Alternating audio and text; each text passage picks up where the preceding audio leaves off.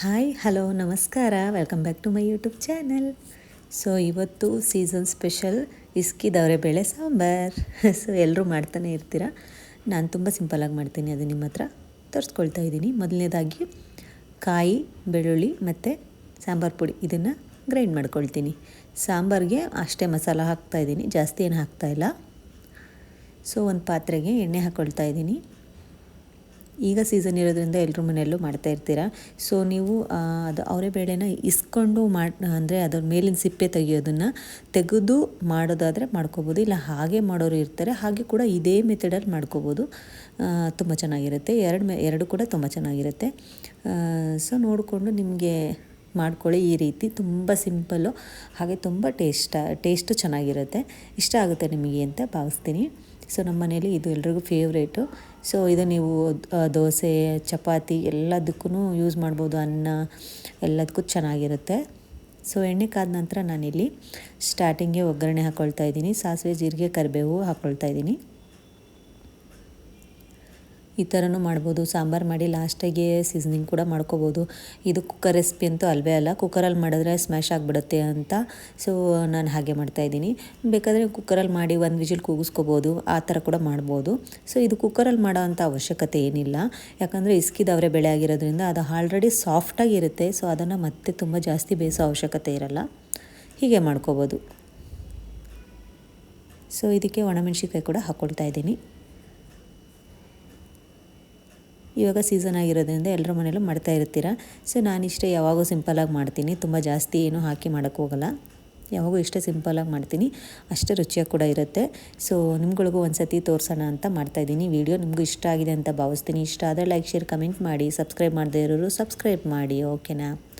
ಹಾಗೆ ಇದಕ್ಕೆ ಒಂದು ದೊಡ್ಡ ಈರುಳ್ಳಿ ಹೆಚ್ಕೊಂಡಿದ್ದೆ, ಅದನ್ನು ಹಾಕ್ಕೊಳ್ತಾ ಇದ್ದೀನಿ.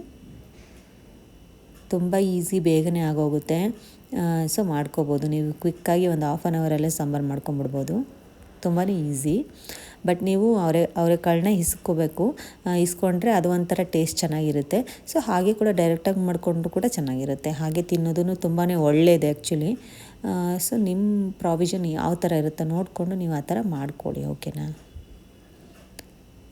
ಇದಕ್ಕೆ ನಾನಿವಾಗ ಒಂದು ಸಣ್ಣ ಟೊಮೆಟೊ ಹಾಕ್ಕೊಳ್ತಾ ಇದ್ದೀನಿ. ನೀವು ನೋಡ್ಕೊಳ್ಳಿ ಎಷ್ಟು ಕ್ವಾಂಟಿಟಿಲಿ ಸಾಂಬಾರು ಮಾಡ್ತಾಯಿದ್ದೀರಾ ನೋಡಿಕೊಂಡು ಈರುಳ್ಳಿ, ಟೊಮೆಟೊ ಅಕಾರ್ಡಿಂಗ್ಲಿ ನೀವು ಹೆಚ್ಚು ಕಡಿಮೆ ಮಾಡ್ಕೋಬೋದು.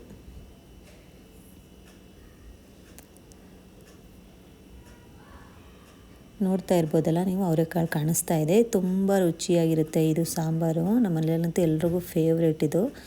ನೀಟಾಗಿ ವಾಶ್ ಮಾಡಿ ಅದನ್ನು ಇಸ್ಕೊಂಡು ಹಾಗೆ ಡೈರೆಕ್ಟಾಗಿ ಯೂಸ್ ಮಾಡ್ತಾಯಿದ್ದೀನಿ. ತುಂಬ ಚೆನ್ನಾಗಿರುತ್ತೆ, ಬೇಗನೆ ಆಗೋಗುತ್ತೆ, ಬೇಗನೆ ಬೆಂದ್ಕೊಳ್ಳುತ್ತೆ. ಇದು ತುಂಬ ಹೊತ್ತು ಹಿಡಿಯಲ್ಲ, ಚೆನ್ನಾಗಿರುತ್ತೆ.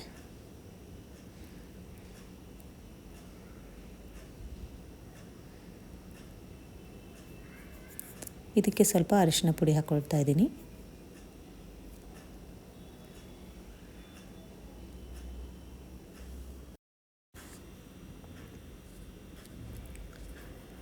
ಖಾರದ ಪುಡಿ ಹಾಕ್ಕೊಳ್ತಾ ಇದ್ದೀನಿ. ನೀವು ಹಸಿಮೆಣ್ಸಿನ್ಕಾಯಿ ಯೂಸ್ ಮಾಡೋರು ಈರುಳ್ಳಿ ಹಾಕುವಾಗಲೇ ಹಾಕ್ಕೋಬೋದು. ಖಾರದ ಪುಡಿ ಯೂಸ್ ಮಾಡುವವರು ಇವಾಗ ಹಾಕ್ಕೋಬೋದು.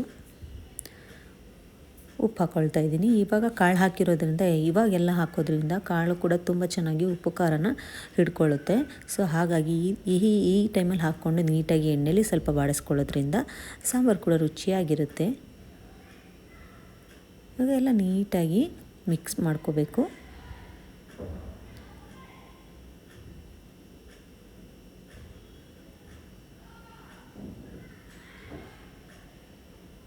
ನಾವು ಮಸಾಲೆ ಏನು ರುಬ್ಬಿರ್ತೀವಲ್ಲ ಇದನ್ನು ಸ್ವಲ್ಪ ಮಿಕ್ಸ್ ಮಾಡಿ ಒಂದು 2 ಮಿನಿಟ್ಸ್ ಬಾಡಿಸ್ಕೊಂಡು ನೀಟಾಗಿ ಮಸಾಲ ಹಾಕ್ಕೋಬೇಕು.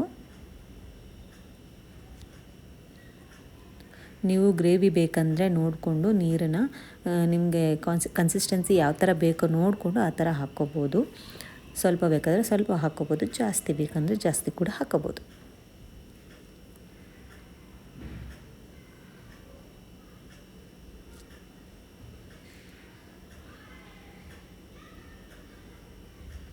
ನೀವು ಖಾರದ ಪುಡಿ ಹಾಕೋಕ್ಕೆ ಇಷ್ಟ ಇಲ್ಲ ಅಂದರೆ ಮಸಾಲೆ ಮಾಡುವಾಗ ಕೂಡ ನೀವು ಮೆಣಸಿನ್ಕಾಯಿ ಕೂಡ ಸೇರಿಸ್ಕೊಂಡು ರುಬ್ಕೋಬೋದು.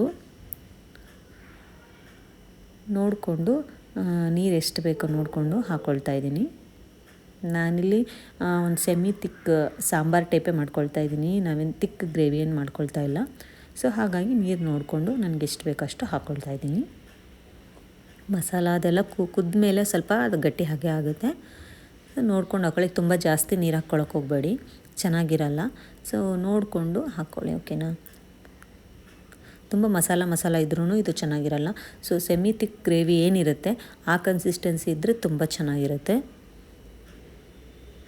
ಇವಾಗ ಇದನ್ನು ಕುದಿಸ್ಬೇಕು ಅಷ್ಟೇ. ಇವಾಗ ಉಪ್ಪು ಹಾಕ್ಕೊಳ್ತಾ ಇದ್ದೀನಿ. ಆವಾಗ ಸ್ವಲ್ಪ ಉಪ್ಪು ಹಾಕ್ಕೊಂಡಿದ್ದೆ, ಈಗ ನೀರು ಸೇರಿಸಿದ ಮೇಲೆ ಕೂಡ ಸ್ವಲ್ಪ ಉಪ್ಪು ಹಾಕ್ಕೊಳ್ತಾ ಇದ್ದೀನಿ. ರುಚಿಗೆ ತಕ್ಕಷ್ಟು ನೀವು ಉಪ್ಪು ಖಾರನ ನೋಡಿಕೊಂಡು ಕುದಿಯುವಾಗ ಸಹ ಹಾಕ್ಕೋಬೋದು, ಇವಾಗ ಕೂಡ ಹಾಕ್ಕೋಬೋದು.